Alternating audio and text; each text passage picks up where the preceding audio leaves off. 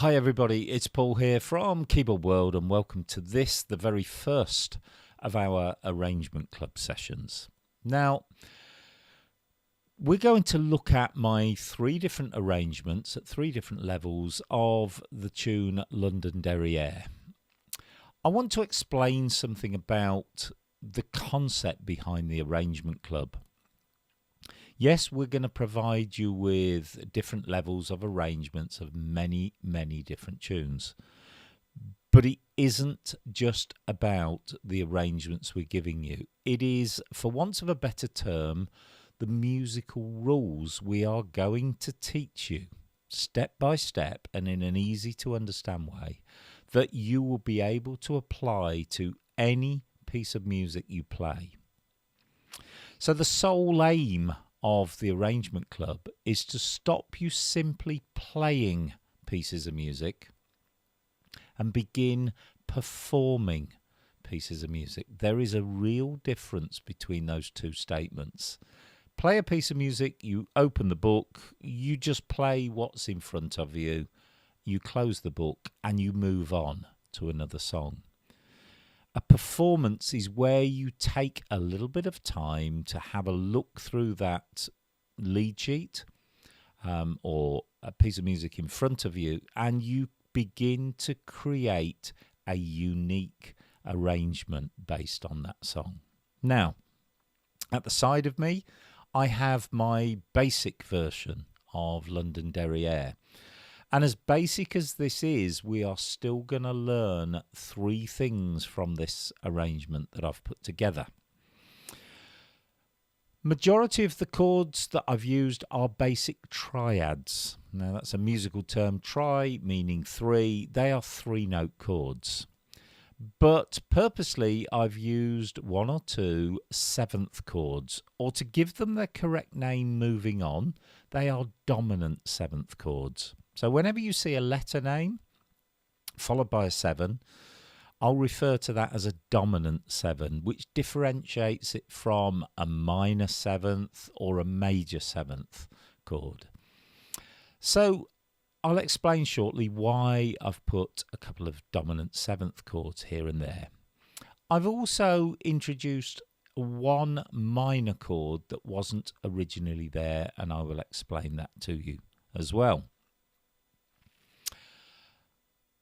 The thing I would like to start with is for you to look at that very first bar.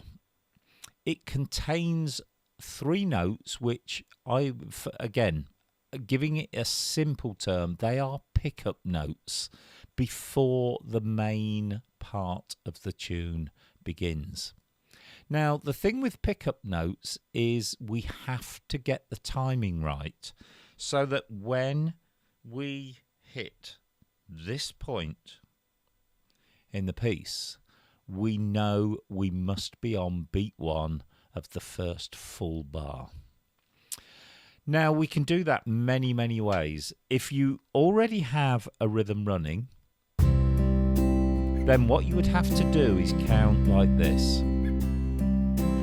1, 2, 3, 4, 1, 2, 3, 4, 1. And then when I hit that C chord, I'm on beat 1, first full bar.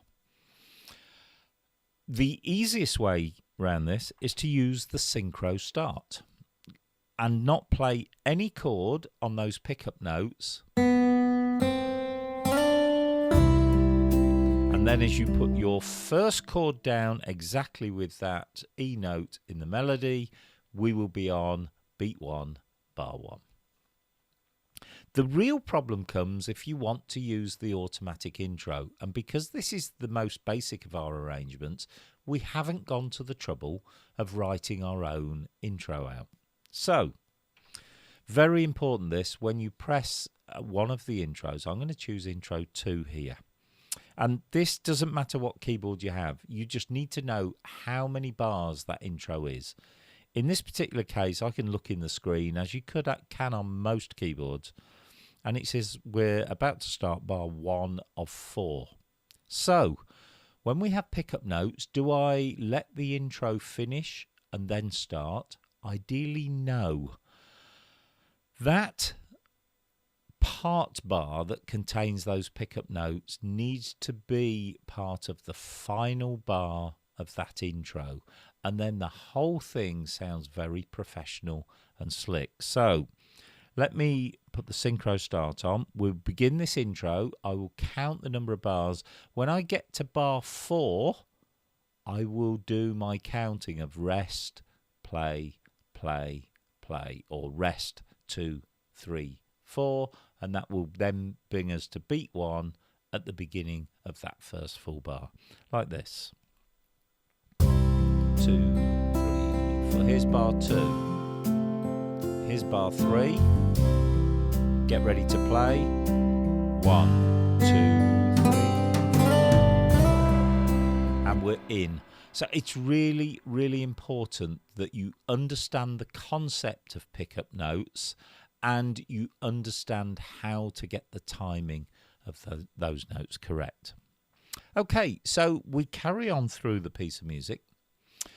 The first 2 lines are all basic triads, but then when we get on to line 3, as I'm just highlighting for you, we have our first dominant 7th chord, a G7th, where ordinarily it would have been written as a G chord. So why have I made it G7th? Well, this is rule number 1 that you are going to learn. What we have to do is we look at the next chord in our piece of music.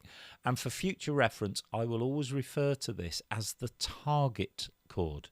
So our target chord is C. Let's play a note of C. To find out which dominant 7th will ideally precede that and will naturally resolve to this target chord, all we do is we count 5 in the scale of the chord we're going to. So we're going to C. I count up 5 notes in the scale of C. 1, 2, 3, 4, 5. It takes us to G. So I know if I make the G a 7th, it will be a natural progression to take us to that C chord. Why? Look, if I play any major or minor chord, they're very stable chords. They're not telling your ears that they need to go anywhere. I could leave that chord on forever and a day and it's not pulling me in any direction. I could do exactly the same with the G chord. It's a resolved sound, a resolved harmony. But if I make it a G7,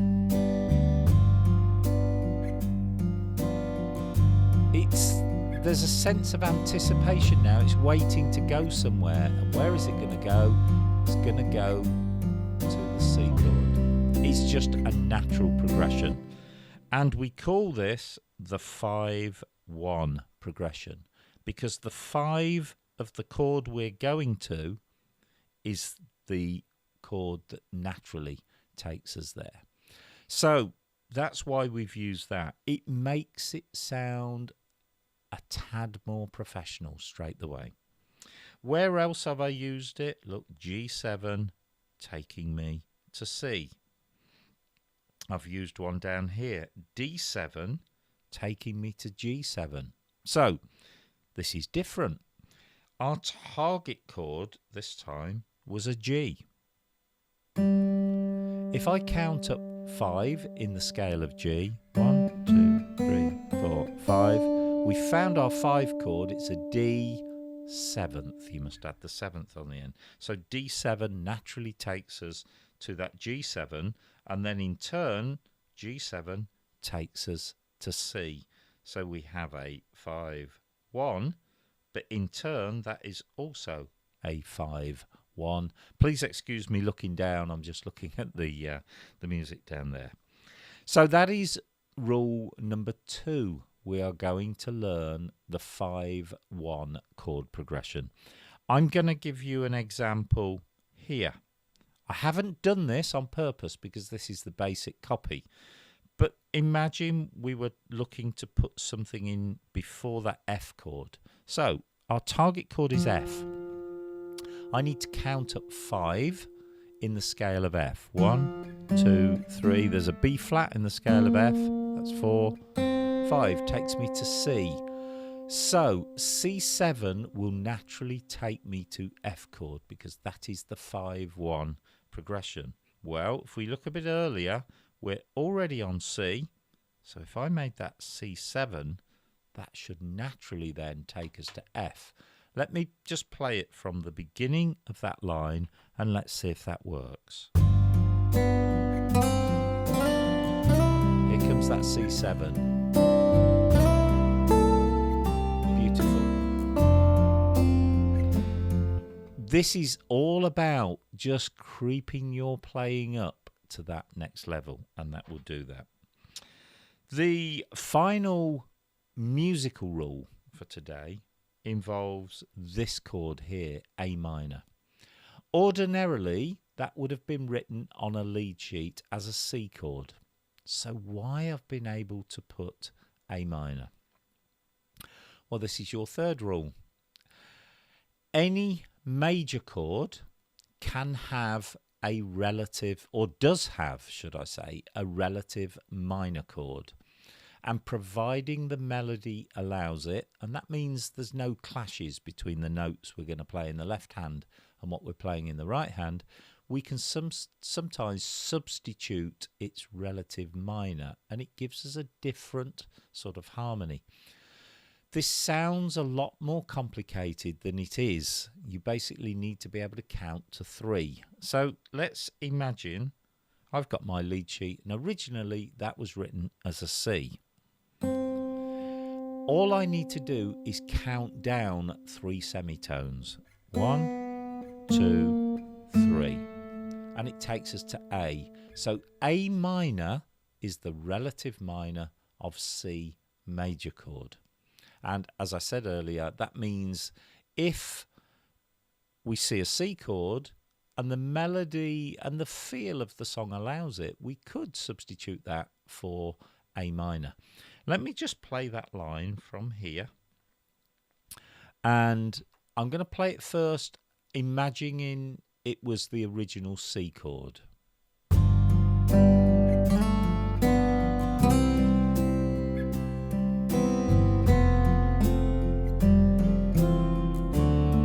And that's fine. That will sound correct. Let's try it now as an A minor chord.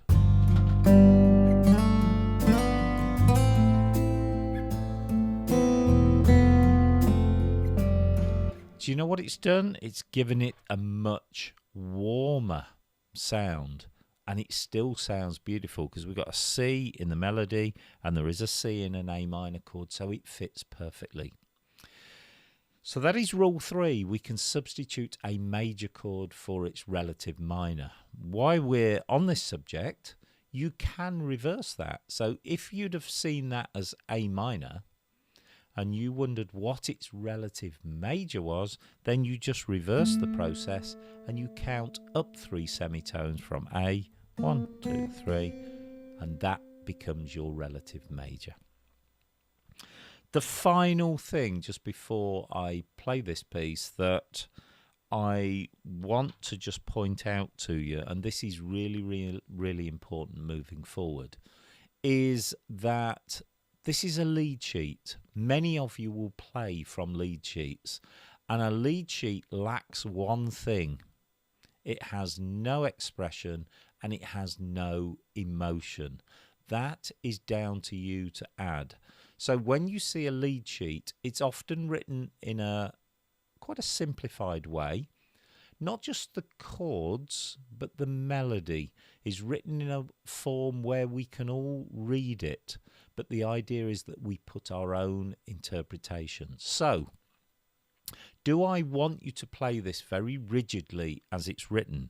1, 2, 3, 4, 1, 2, 3. The simple answer is no. That's not how I want you to play it. I want you to put some feeling into those notes. And this sometimes involves speeding some notes up, holding back on some notes. I think you'll see what I mean when we just play through this performance. I will use the automatic intro.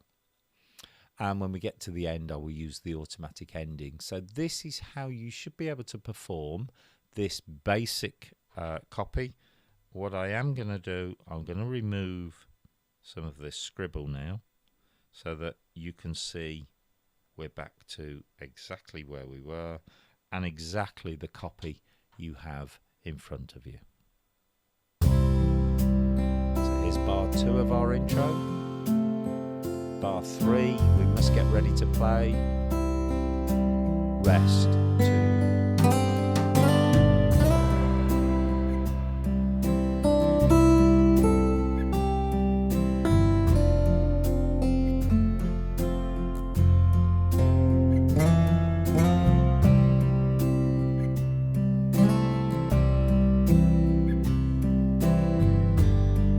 Here's half 5-1.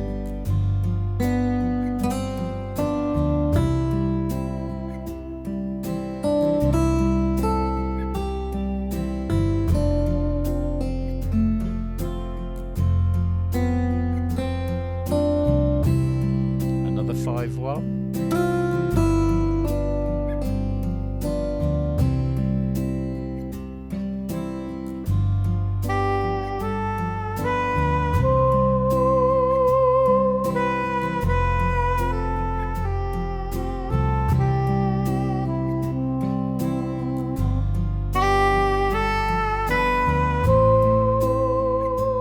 There's that minor chord.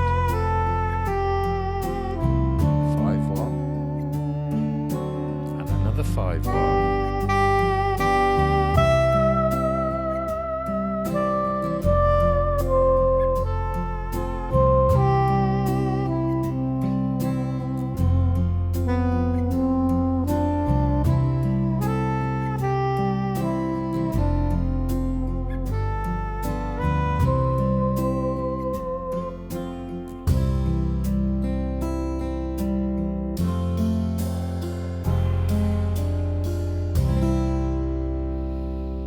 So even with the most basic of arrangements, applying 2 or 3 of these rules and putting some expression, you can actually end up with a really, really nice result. So we're going to move on now to the intermediate arrangement.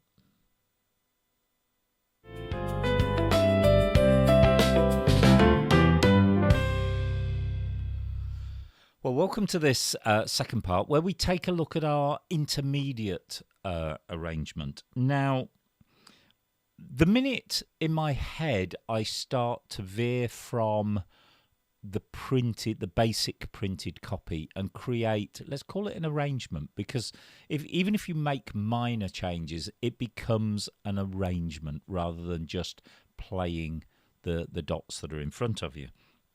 So the minute I start to do this, one of the things I try very hard is to steer away from using automatic intros and endings. That's not me being critical of them. What I'm saying is, if you're going to arrange something unique to you, you want to have an intro and ending that is more dedicated to the piece of music. So on this arrangement, there to there, I've actually followed a very simple rule. And that is, you take the last 4 bars of the piece and you make that your intro. It gives you it sets the stage for the piece of music. And of course, because it is part of the known melody, it really sets the scene for this actual tune, no other. Okay, so we've taken the first 4 bars. It just so happens, in this case, that those first 4 bars also include what I'm going to call some pickup notes again. We've only got a part bar because we start actually on a rest. So again, be mindful of the timing, just like we talked about in the basic copy. Our basic copy actually started here on bar 5 of this arrangement. And there were those pickup notes that we talked about in the bass arrangement.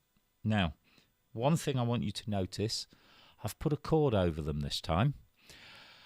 And this will elevate those pickup notes even further. And I've picked G7. Why? Because of the rule we learnt in the basic arrangement, which is our 5-1. our target chord is C. Therefore, the 5 of C, as we worked out before, is G, 2, 3, 4, 5. So we make it a G7. So that, again, is another example of a 5-1. The next two bars, you will see two things.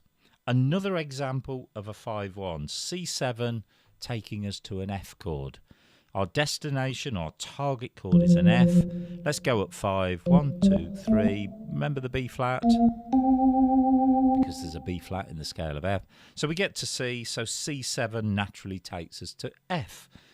But have a look at this chord this time. I've made it an F major 7. Why have I done that? Because a lot of semi-pro and pro players will very rarely be seen playing basic triad chords. They will always, where possible, look to enhance those chords. Making a basic F into an F major 7 again gives you that lovely professional elevation to it, and it is a richer sound. There is a basic F chord. Now we'll add the E at the top. It's a much richer and fuller harmony. So that's why we do these things. If it was a minor, maybe try making it a minor 7th. But majors to major 7th really, really works well. So, yeah, another example of a 5-1. So we learnt that in the first one. On line 2 here, we begin with what is the first real major musical rule for this arrangement, and that is we're going to now extend this to make this into a 2-5-1. Well, we've already mastered the 5-1 bit, so we've got to add the 2. Well, let's look at this first couple of bars on line 3. Our target chord is C. We've already worked out that the 5 that takes us to that C is G7. How do we find the 2? Well, our target chord is C. There's the 2, the very next note. 1, 2. And the rule is we make the 2 into a minor or a minor 7th. That is the rule when our target chord is a major chord. Let's worry about when our target chord is a minor chord when we look at the advanced arrangement. For now, let me assure you, when we're going to a major chord, the 2 will be a minor 7th ideally. If you can't manage the 4-note chord, then D minor will suffice. Then this will be a 7th chord, which we've already ascertained before, and then that takes you to the major chord there. Worst case scenario, a minor to G major if you want, or any major chord, and then resolve to the other major. Okay, look, more examples of 5-1s here. There is a 5-1. D7 takes you to G. Why? Because 5 up from G is D. You make it a D7. I think what I need to point out is you will have all played 5-1s and 2-5-1s before without realising it. I'd like you to take from this lesson the understanding of how we form those and where we put them. We use them because it gives the music a lift. It's a special moment in the music. But, and here's the real big but, if you do it on every possible opportunity, it no longer becomes special. You normalise it. Same with any of these musical rules that we're teaching you. If you overuse them, they no longer have that element of surprise, and they no longer provide you with that contrast, that light and shade in the music if it's going to be the same all the time. So be mindful of that, please, as you go through. I'll give you one other example of a 2-5-1, and it is on line 4 here. G minor 7 to C7 to F. Our target chord is an F, so the 2 is a G, and we've said our rule is a minor, or ideally minor 7th, and the 5, We worked that one out before. It's a C. So G minor 7 to C7 to F. I've made the F into an F major 7. Why? Because it just gives us that richer sound. Okay, so we have more examples of that as we go through. Here, we come down here. We've added some harmony to the right hand. This is just to break up the fact that we're playing single note melodies. Now, in these particular lessons with Londonderry Air, this is all about changing the harmony to elevate your piece. By harmony, I mean the left hand, the chords. You don't necessarily have to do anything to the right hand. I think that's what we're trying to prove in this. Just by elevating and having a better understanding of your harmony means you can create a professional sounding arrangement, but keep the melody the same. But I decided to just bring, again, for a bit of contrast, bit of light and shade, just some harmony notes.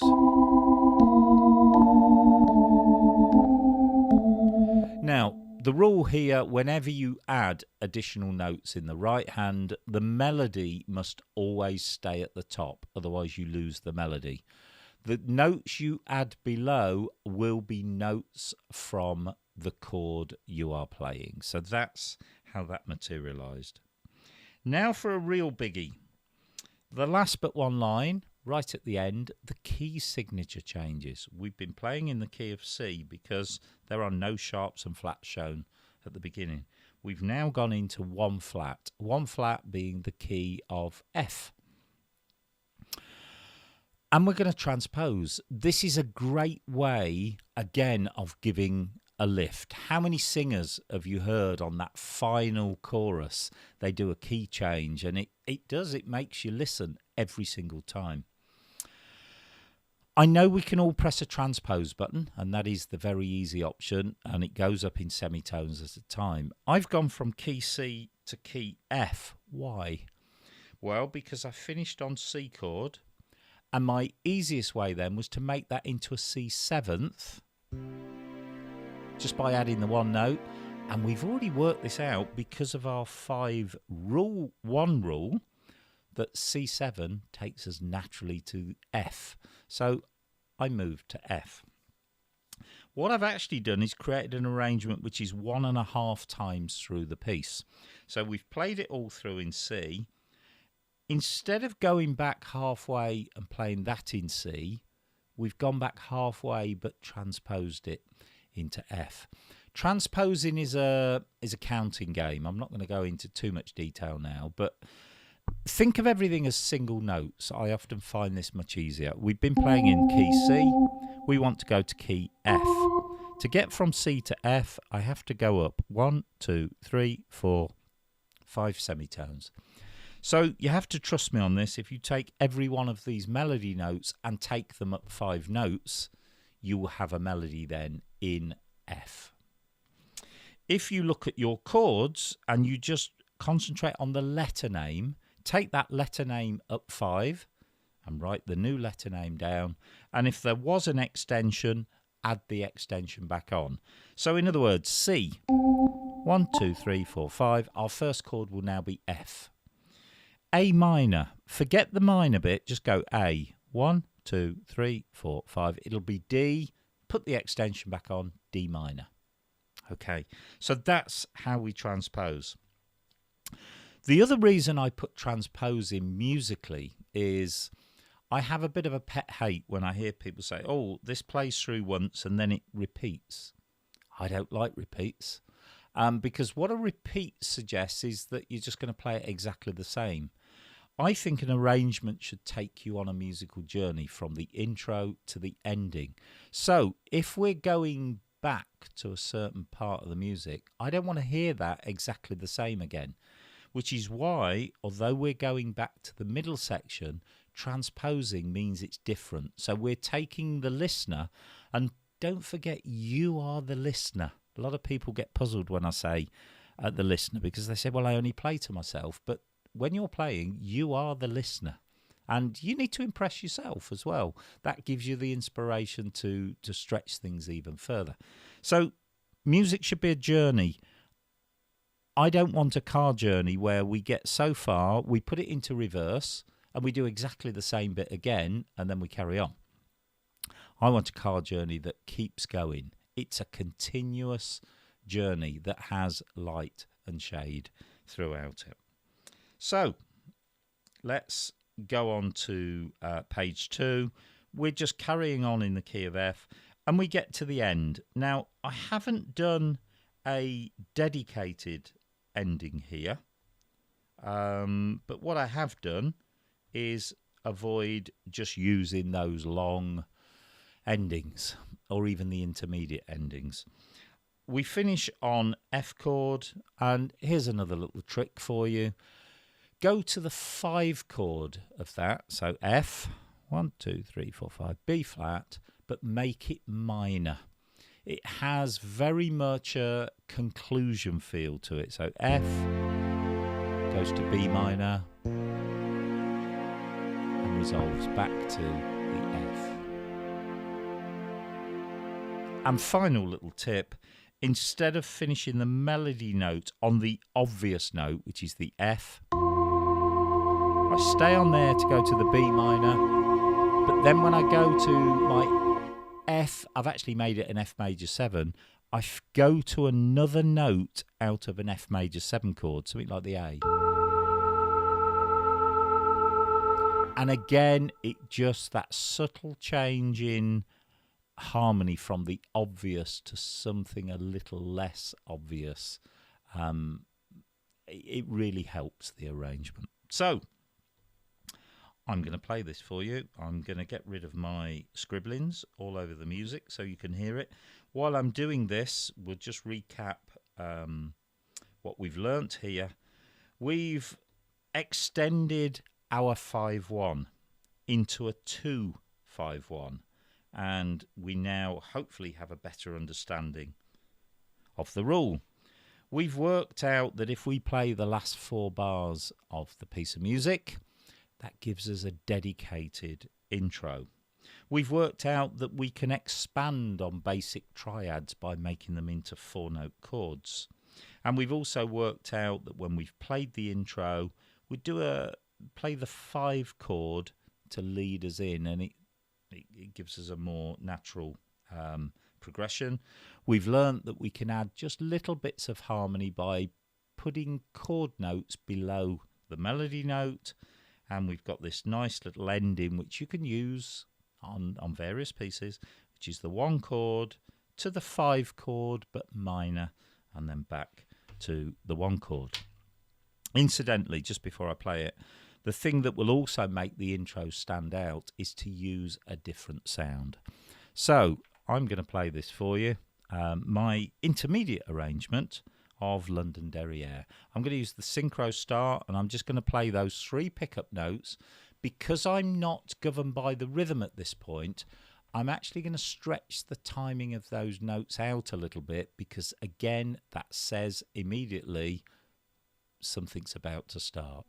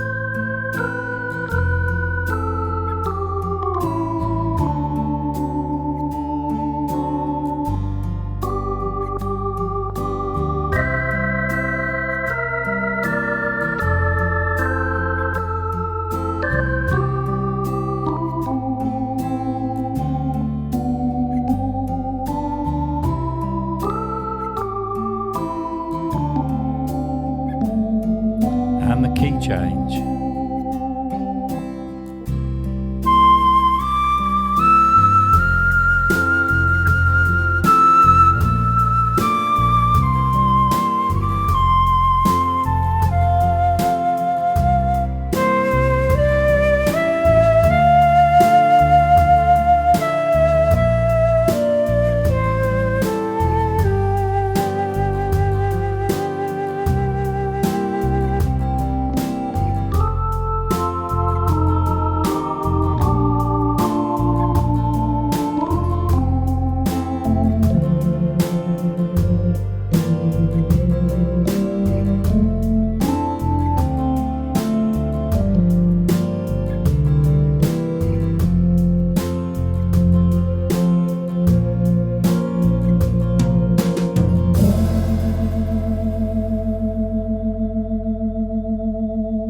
So there's our little intermediate arrangement of Londonderry Air, Danny Boy.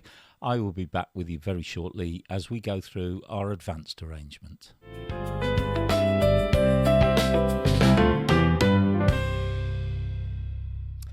Well, welcome back to this final part of this support video, and this time we're taking a look at our most advanced arrangement. Now, just because we're calling it advanced doesn't mean that a lot of you can't have a good go at this. And if you feel it's a step beyond now, you have a piece of music to work to in the future. That as you sort of master the basic and the intermediate copies, you will be able to go back to the advanced copies, and it will all, I promise you, start slotting into place. So we have a few new things to learn on this one. Basically, because this is my advanced arrangement, I decided to compose a little 4 bars of intro. So if we look at our little 4 bars here, what I've actually done is, and I often do this, I try and give what I call a little nod to the melody. So my little intro phrase is, and I keep repeating that, but I'm alternating between the 1 and the 4 chord, which is, again, a common way of creating a nice intro. So in this particular case, if we were looking at being in the key of C, C would be my first chord. Now, you will see in this copy almost all of the triads have disappeared.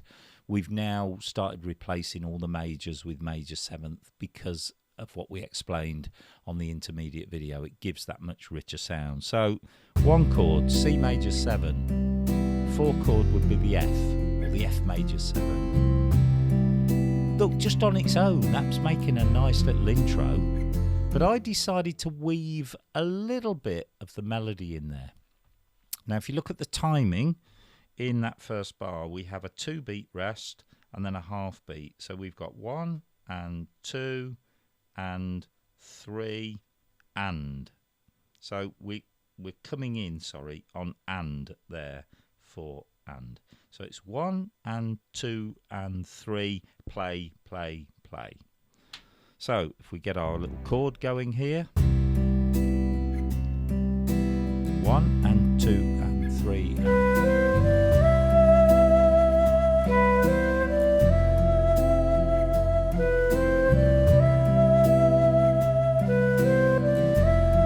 And that makes a lovely little intro. It's sort of dedicated in that if you just played that intro in isolation, people probably wouldn't immediately say, oh, it's Londonderry Air. But once you start playing the main bit of the tune, then that intro makes sense. Because although we've altered the timing, we've actually kept the notes of the melody the same. So this is where our basic arrangement started out again. Now, if you remember in the intermediate one, we played a G7 for these pickup notes, but now, because of the nature of this intro, we've ended up on an F major 7. Well, that's okay, because we've got a rest here, so it's not clashing with anything. But then I've put our newfound friend, the 2-5-1, to take us to C. D minor 7, G7 takes us to C.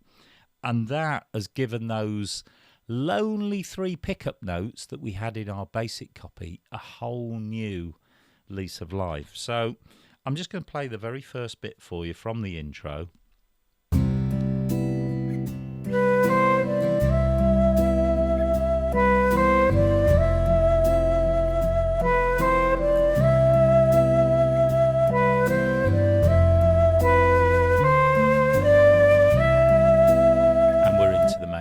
The tune there. Okay, you will see examples of 2-5-1s, etc., 5-1s throughout the piece. You will see a lot of these expanded chords where, as I said, we've made majors into major 7. One of the first new things is this little chord here. We're actually on F major 7 in its root position, F-A-C-E. And we're going to D minor 7, which in its root position is exactly the same shape, but down 2. Now, we've gone down 2, so that means there must have been a note in the middle. If we form that same chord shape on that note, which is the E, we're using that as a passing chord. Okay? So, if I take it from the bar before on the E minor 7, and here we are at our F major 7, and it gives you that lovely passing harmony to take you down to the D minor 7. So that's always something to look out for when you have chords where the root note is 1 note apart. You can often put that missing note, the one that's in the middle, you form a chord on it and use that as a passing chord. Now, this is where we start to delve just a little bit deeper, but please bear with me because as with a lot of these things, the name and the description is actually worse than the execution. So please try not to switch off at this point. Just follow this step by step. We have D minor 7. Normally, that would be a G7, which would take us to C. Guess what? That's a 2-5-1. So why on earth, I hear you asking, have I put D flat 7? Well, this is what they call a tritone substitution. I'm pausing because I'm just wondering how many people have switched off at this point. As I said, the name sounds more complicated than it is. Basically, when you see a dominant 7th chord, whether it's just in the tune or it's part of a 2-5-1, because remember the 5 is always a dominant 7th, you can tritone substitute it. Now, all that means is you count 6 semitones either way from the chord that it is originally. So originally, you can't see that, so that's why I've written it on. That was a G7. So we take G. Let's do it here.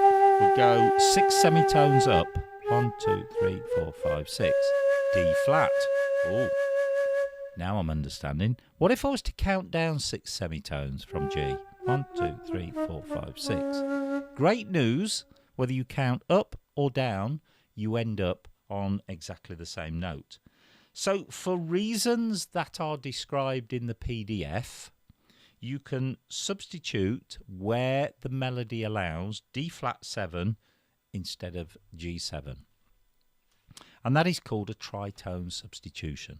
Now, what I do need to tell you is that it will fail more times than it will work. But when it does work, the result is absolute magic in my book. So it is worth persevering with it. And why does it work so well? Because it then gives you this nice chromatic bass.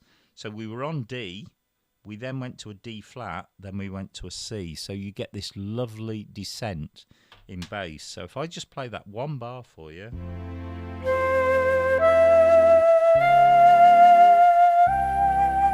That D flat 7, it just sounds gorgeous put in there. It could have been a G7.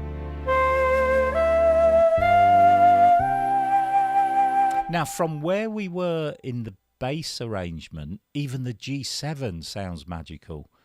But if you can go that stage further and use the tritone substitution, wonderful. Just to reiterate it, and without fear of doing what I told you not to do, which is overuse everything, I've put it in again on the same line. G minor 7, normally C7, sorry, would take you to F because it's 2, 5, 1. But that C7, I've counted up 6, 1, 2, 3, 4, 5, 6, can be substituted for F sharp 7 as long as, yes, I can hear you shouting the answer, it doesn't clash with the melody. And it doesn't, because there is an E in an F sharp 7, so we can use this. So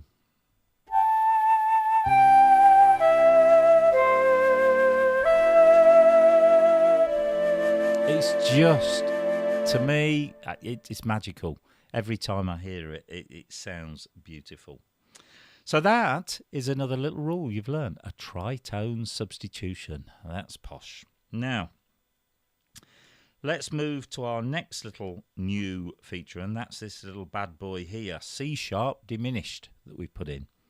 We've just talked about passing chords. You can use these odd little diminished chords as passing chords, especially when your destination or your target chord is a minor chord.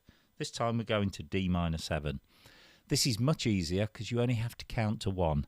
If we're going to D, you go down only, 1 semitone, C sharp. So a C sharp diminished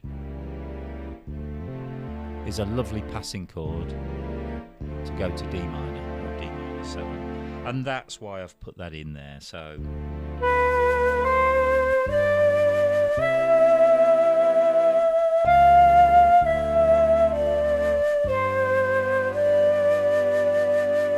final little one here.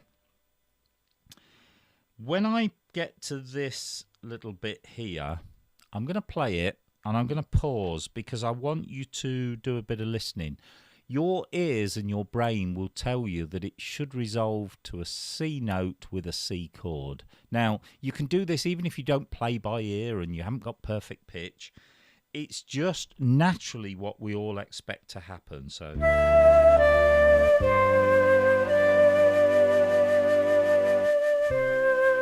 hopefully that's where you all could hear it going at the end.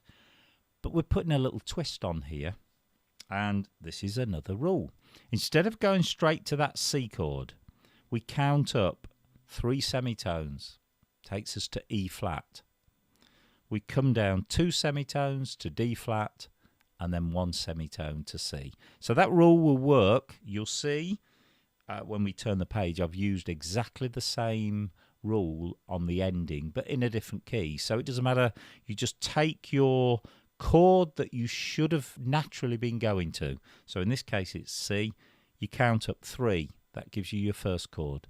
You come down 2 from there, gives you the second chord, and you come down 1, and it should take you to the chord you should have gone to, or you were expected to go to in the first place.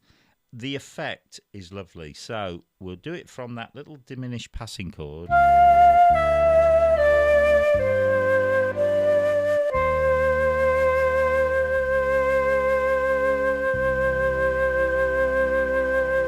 Now, I know which I'd rather be playing, so work on these rules. Look, we're going over them reasonably quickly on the video, but everything you need to know is in the PDF.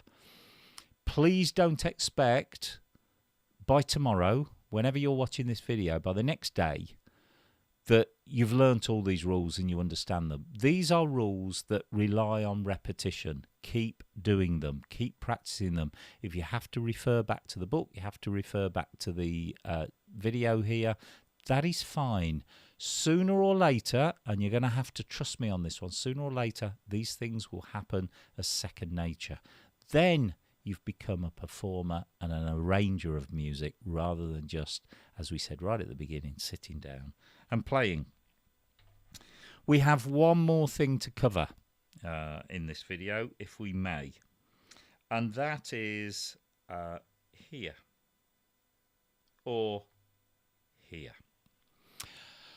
When we did the intermediate, we discovered a thing called 2, 5, 1. And I told you that if the destination was a major,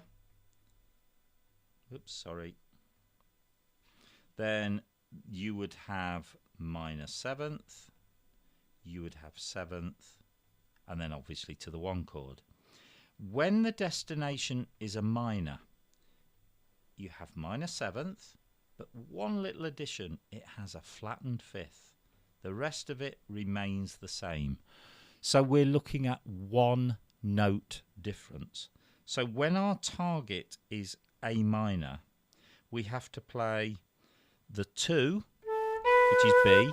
We apply our rule from before, we make it a minor 7th, but we have to flatten the 5th of that chord. It's 1 note difference. Then you go to the 5 as normal, and then to the minor. So that is the only difference. Again, this is all written out in the PDF for you, a lot neater than I've just written it there.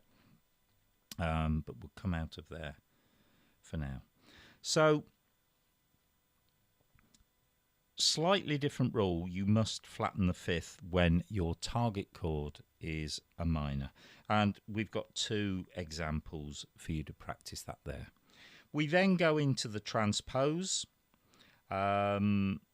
And we play it through in F, and ultimately we end up here at our ending with A flat, G flat, F.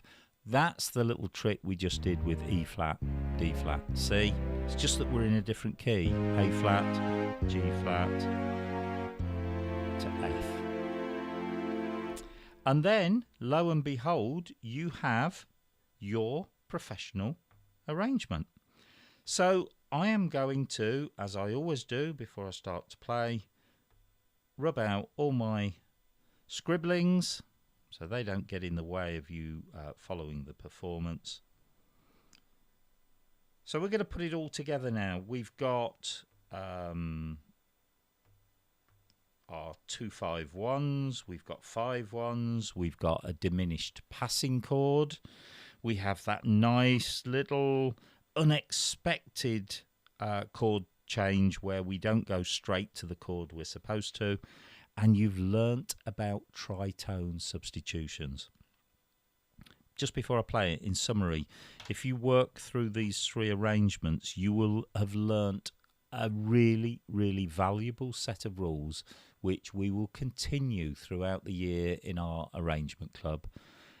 And by the time you've done 3 or 4 of these arrangements, this will be starting to become second nature for you. So let's finish with our little version of Londonderry Air Advanced Arrangement.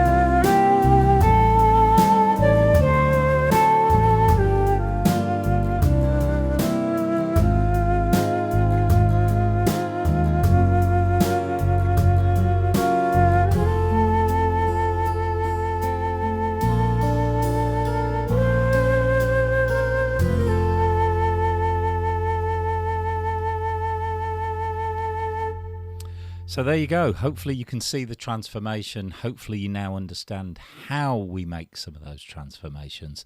Please enjoy it. Refer to the PDF. And I look forward to seeing you on our Arranger Club very, very soon. Thanks for watching. Keyboard World. Keyboard World.